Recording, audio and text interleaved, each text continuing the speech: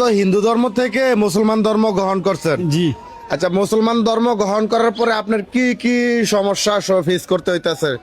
আমার সমস্যা হইল এতটুক, আমার দুইটা ছেলে মাদ্রাসা পড়ায়, আর আমার সমস্যা দূরে আমার ছেলেটিরে যদি মানুষ করতে পারি, আমার যদি মুসলমান ভাইরা আমার কি 1 টাকা হেল্প করে আমার লাগে লাখ টাকা।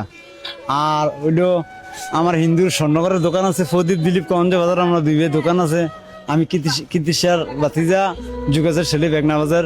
যদি মুসলমান ভাইরা আমার কুদ্দুর হেল্প করে, আমার কাছে একটা মুসলমান ভাইরা 1 কোটি টাকার সমান। আর হিন্দুরা আমার কাছে 10 কোটি টাকা, আমরা একটির সমান না। আমি হিন্দু ধর্ম ছেড়ে দিয়ে মুসলমান ধর্ম পালন করে আমি শান্তিতে আছি। টাকা আমার 2 ছেলে মাদ্রাসাত পরে দেখি আমি জাকাতও চাইতেছি, কিছু সাহায্য চাইতেছি। দয়া করে মুসলমান ভাইরা যদি আমার কিছু হেল্প করেন, আমার জন্য ধন্য মনে হবে।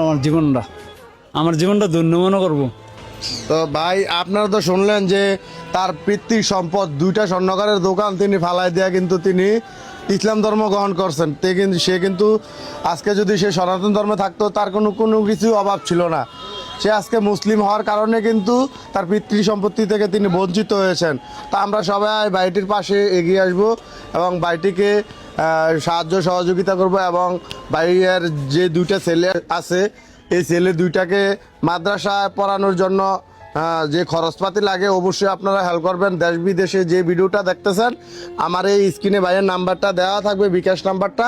সবাই বিকাশে যে যতই পারেন, আপনি 100 টাকা পারেন, 200 টাকা পারেন, যত টাকায় পারেন এই ভাইয়ের নাম্বারটা দিয়ে দেবো, এবং কি নাম্বারে ফোন দিয়া টাকাটা পাঠায় দিবেন। ভাইয়ের নাম কি ভাই? আমার নাম বেলাল।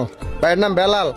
ভাইয়ের বাড়ি কই? বাড়ি হলে বেগনাবাস। বেগনাবাস। এর আগে করতেন কি আপনি? আমি এর আগে পান ব্যবসা করতাম। পান ব্যবসা করতেন বেগনাবাস। ভাইয়ের বাড়ি হচ্ছে বেগমাবাদ।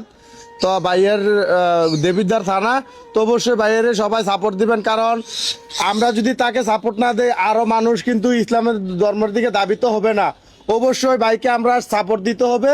ইনশাল্লাহ সবাই ভালো থাকবেন। আজকের মতো এই পর্যন্ত। ধন্যবাদ। আসসালামু আলাইকুম। আসসালামু আলাইকুম।